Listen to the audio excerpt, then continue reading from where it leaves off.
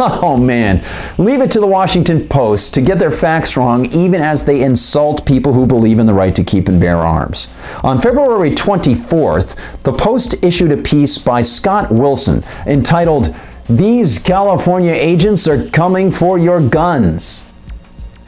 That seemed to play into what the left thinks is a great deal of paranoia on the part of people who believe in the right to keep and bear arms. Paranoia that perhaps, just perhaps, politicians don't want private individuals to keep and bear arms. That perhaps politicians have been and will continue to pass laws to curtail the right that is supposedly protected in the Second Amendment.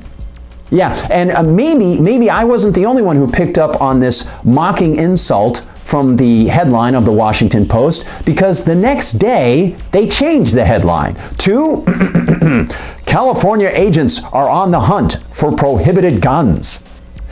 Yeah, see, that removes you from the headline. You are out of the equation. Unless you live in California, which is that away.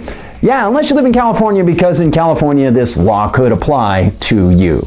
You see, Mr. Wilson's lengthy piece, and by the way, this is ridiculously long. This piece, it's so long, I had hair when I started to read this piece. But anyway, the article is about the Armed Prohibited Persons System. Persons. PC, gotta be, you're a person too. Yeah, and you can have your right to keep and bear arms curtailed as well. Who's a cute person? You're the cute person. Anyway, it's all about the Armed Prohibited Persons System, which sends agents of the state out into California to collect guns from people who are mentally ill, people who have been convicted of a felony, gone to prison, and then deemed safe enough to go back out into society after they've done their time, or people who have been convicted of one of up to 37 misdemeanor crimes on the books. Strangely, that mentally ill part mirrors some of the things we've heard from the left about how terrible it was that Donald Trump revoked an Obama-era rule that prevented mentally ill people from getting guns. You know, legally getting guns. If a mentally ill person wants to get a gun, he's going to get a gun because prohibition doesn't work. But anyway, I digress. The mentally ill portion of this also applied to people who were just not handling their own Social Security. That would be elderly people who would be extremely vulnerable to break-ins. This is an Obama-era rule that the ACLU disagreed with, just like the NRA disagreed with. That's right.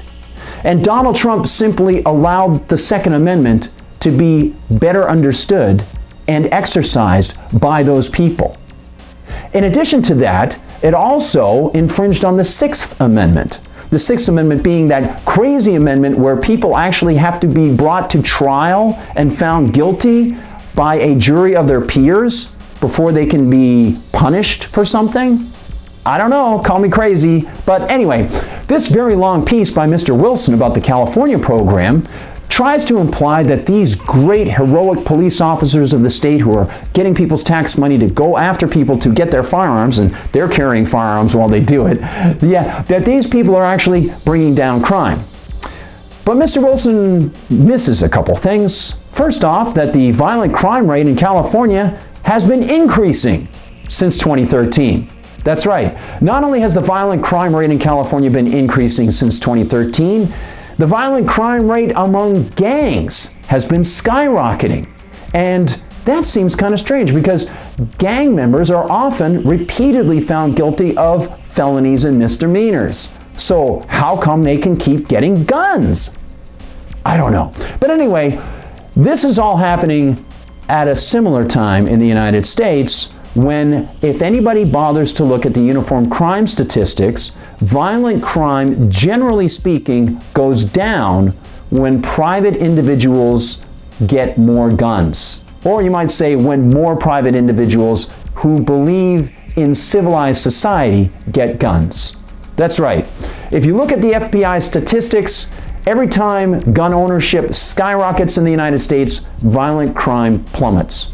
So maybe instead of employing these agents of the state to go after people who've been convicted of misdemeanor crimes such as just simply selling a mock-up toy-like gun, they might want to change their policy, leave the tax money in the hands of the taxpayers, and let those taxpayers buy their own weapons for self-defense. For MRC-TV, I'm Gardner Goldsmith.